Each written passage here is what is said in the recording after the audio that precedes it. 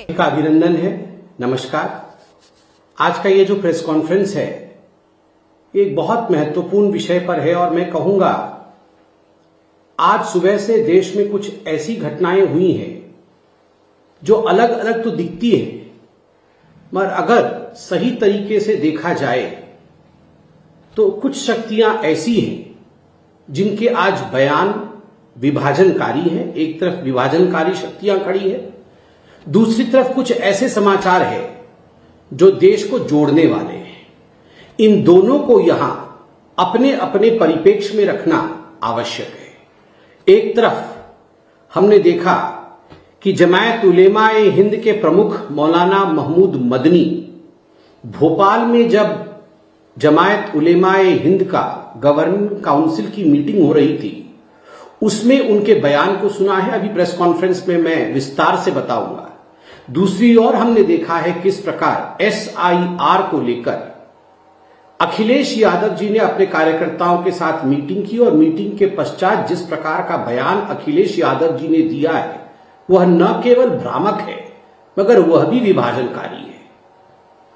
और दूसरी तरफ आज हमने देखा है कि भारत का जो GDP ग्रोथ रेट Q2 का रिलीज हुआ है वह किस प्रकार एक ऐतिहासिक फिगर है 8.2% में।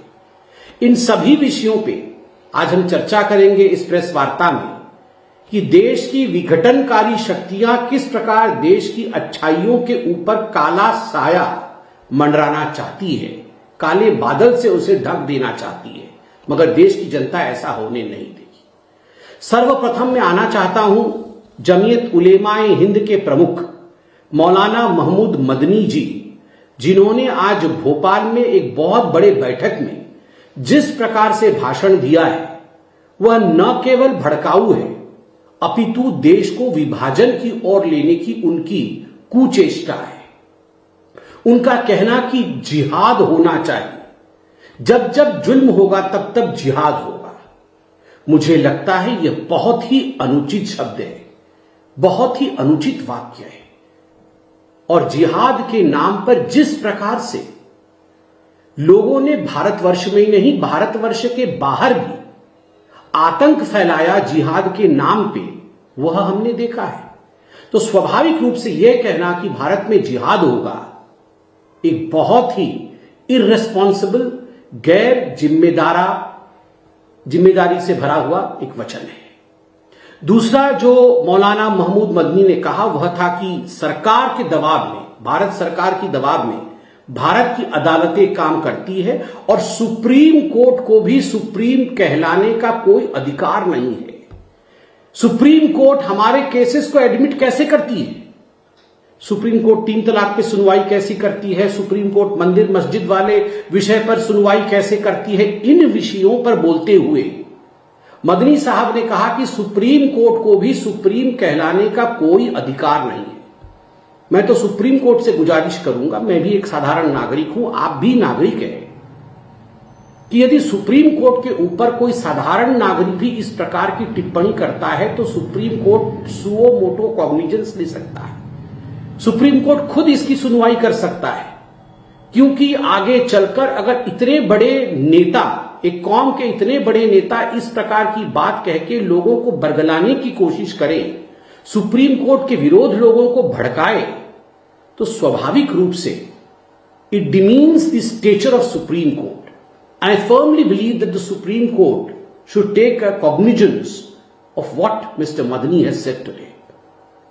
इस देश में सुप्रीम कोर्ट हर उस केस की सुनवाई करती है जो जनता जनार्दन सुप्रीम कोर्ट के देवड़ी पर लेकर जाती है। इसमें कौन सा हिंदू का केस है, कौन से मुसलमान के केस है, इसके तरजीह पर सुप्रीम कोर्ट कभी भेदभाव नहीं करती है। तीसरा विषय, बड़े दुख के साथ मुझे कहना पड़ रहा है कि मौलाना मदनी जी ने भोपाल के अपने उस भाषण में यह भी कहा कि जो मुर्दा कौमें हैं वो झुक जाती है, वो सरेंडर कर देती है, और जो जिंदा कौम है वो आवाज उठाती है, वो आंदोलन करती है। और उदाहरण दिया वंदे मातरम का कि लोग वंदे मातरम बुलवाना चाहते हैं और मुर्दा कौमें झुक जाती है और जिंदा कौमें झुकती नहीं है। मैं मदनी साहब को याद दिलाना चाहूंगा और कहना चाहूंगा कि मदनी साहब, वंदे मातरम किसी धर्म का नहीं है। वंदे मातरम इस मिट्टी का सुगंध है, हिंदुस्तान का सुगंध है वंदे मातरम। हिंदुस्तान की वह बोली है, मां भारती की वह बोली है वंदे मातरम, जिस बोली को अपनाते हुए न जाने कितने असंख्य लोगों ने अपना बलिदान दिया ताकि आज हम स्वाधीनता के सांस को, स्वाधीनता के वातावरण में हम सांस ले सके, ताकि हम स्वतंत्र हो सके। और यह जो साल चल रहा है, यह वंदे मातरम का 150वां वर्षगांठ साल चल रहा है। अर्थात वंदे मातरम को बंकिम चंद्र चट्टोपाध्याय जी द्वारा लिखे हुए 150 वर्ष 1875 में लिखा गया था, उसे लयबद्ध 1876 में रविंद्रनाथ टैगोर जी ने किया था। 1950 में उसे नेशनल सॉन्ग के रूप में स्वीकार किया गया था। और आज जब हम वंदे मातरम को प्रतिष्ठित कर रहे हैं, उसका महिमा मंडन कर रहे हैं, आज हम जब उसे पूरे देश में गा रहे हैं, तो इसमें जिंदा कौम और मुर्दा कौम ला करके वंदे मातरम के खिलाफ भड़काना, यह मदनी साहब और उनके साथियों का विभाजनकारी नीतियों को ही दर्शाता है। मुझे तो बड़ा आश्चर्य लगा है कि मदनी साहब ने आज यह भी कहा है कि मुसलमानों के लिए जिहाद बहुत पवित्र है और जब भी उनको लगता है कहीं जुल्म हो रहा है तो वो जिहाद करना चाहिए। मुझे लगता है इस प्रकार के शब्दों से, इन शब्दों के प्रयोग से कहीं न कहीं हिंदुस्तान की जो मूल भावना है, हिंदुस्तान का जो मूल मंत्र है, सबका साथ, सबका विकास, सबका विश्वास और सबका प्रयास, उस पर कुठाराघात होता है। मदनी साहब को इस प्रकार के वचनों का प्रयोग नहीं करना चाहिए। हम घोर निंदा करते हैं इस प्रकार के उनके बयानों का। साथ ही आज अखिलेश यादव जी ने भी कोई कोर कसर नहीं छोड़ा, भ्रामक वक्तव्यों को फैलाने की कोशिश की एसआईआर को लेकर। और अखिलेश यादव जी ने कहा एसआईआर होगा तो आरक्षण समाप्त हो जाएगा, नौकरी चली जाएंगी, महंगाई बढ़ जाएगी। मुझे तो लगता है एसआईआर के विषय में अखिलेश यादव जी को ट्रेनिंग लेनी चाहिए। एसआईआर क्या है, एसआईआर किस प्रकार होता है और एसआईआर क्यों होता है, स्पेशल रिवीजन क्या होता है, समरी रिवीजन क्या होती है, इन सब विषय में पहले अखिलेश यादव जी को राजनीति से पहले उस पर शिक्षा प्राप्त करनी चाहिए। कैसे नौकरी चली जाएगी, एसआईआर होने से किसी की नौकरी कैसे चली जाएगी, एसआईआर से आरक्षण छिन जाएगा, किस विषय को किस विषय से जोड़ रहे हैं।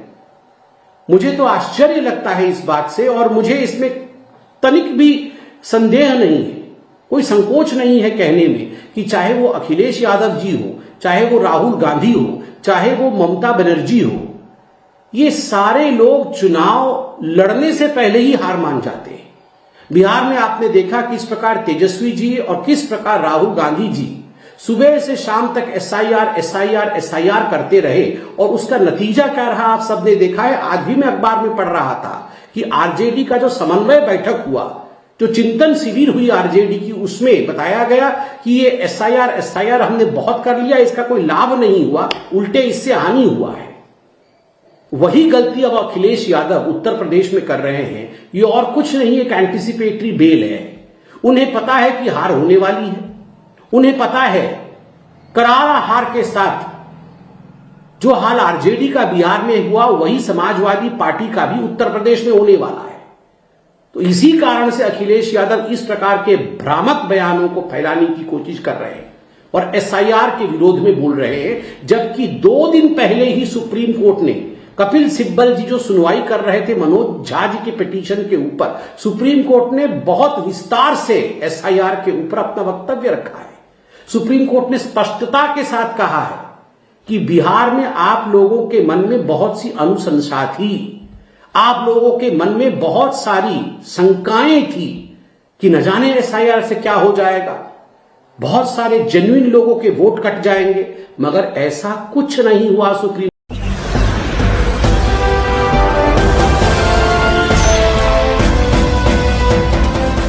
आप देख रहे हैं लाइव न्यूज 9 99 राष्ट्र सबसे पहले।